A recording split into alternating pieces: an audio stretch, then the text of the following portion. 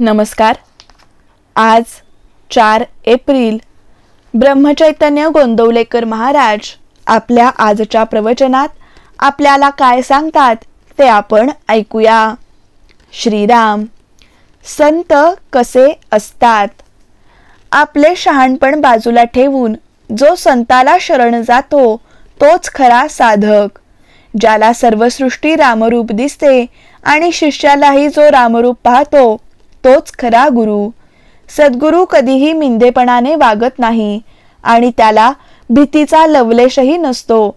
आपला शिष्य कोणत्या आध्यात्मिक भूमिकेवर आहे हे संतांना कळते। देहबुद्धीचे लोक विषयाचे दास असतात, पण संत मात्र विषयावर मालकी गाजवतात। संतांजवळ जे समाधान असते ते आपल्याला लाभले किंवा त्याची आवड उत्पन्न झाली म्हणजे संतांची प्रचिती आली असे समजावे।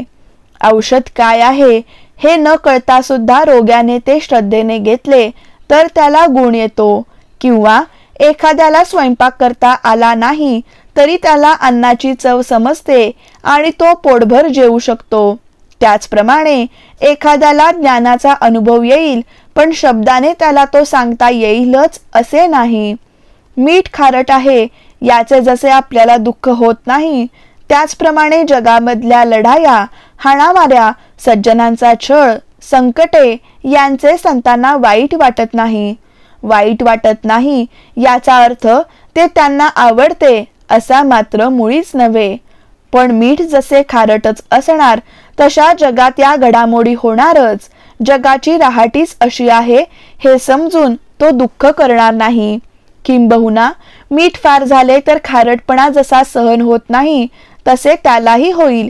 इतकेच नव्हे तर त्याचा प्रयत्नही जगातले वाईट कमी करण्याकडेच असतो। विहिरीतल्या बेडकांना जशी समुद्राची कल्पना येत नाही तशी आपल्याला संतांची कल्पना येत नाही।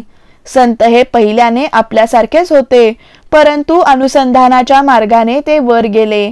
आपल्याला संत शोधण्याची मुळीच जरुरी नाही।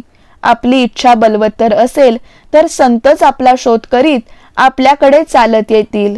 आपली भावना कशी आहे इकडे संतांचे लक्ष असते। संत हा गुप्त पोलिसासारखा आहे, तो आपल्यामध्ये आपल्यासारखा राहतो, पण आपल्याला ओळखता येत नाही। संताला स्वतःच्या शरीरात काय चालले आहे ते सर्व दिसते, म्हणून तो रोगाची काळजी करीत नाही। संताला कर्म मागे पुढे करता येते, पण ते टाळता येत नाही। ते कुणाला तरी भोगलेच पाहिजे। संत जे साधन सांगतात ते आपल्या शक्तीप्रमाणेच असते। संत जो बोध सांगतात त्याचे आपण थोडे तरी पालन करूया। श्रीराम जय राम जय जय राम। श्रीराम जय राम जय जय राम। श्रीराम जय राम जय जय राम।